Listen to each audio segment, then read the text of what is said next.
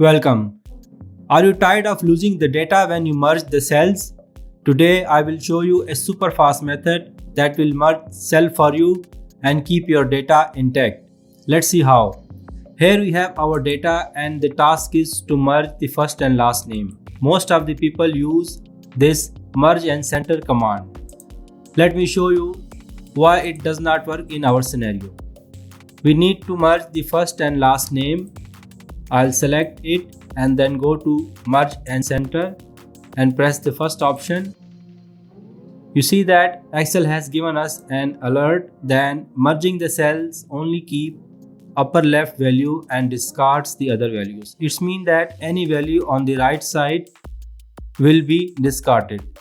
See how? And you see that our one of the value is lost. So now let me show you the exact method that will be helpful for us.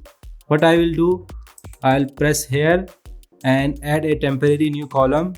Press Ctrl space bar to select the column and then Ctrl plus sign to insert the new column. What I will do, I will add only one combination, the first one, and then press Ctrl plus E. You see that it has done merging for us without losing a single value.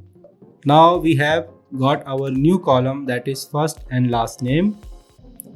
You can delete your previous columns and now your data is merged without losing a single value.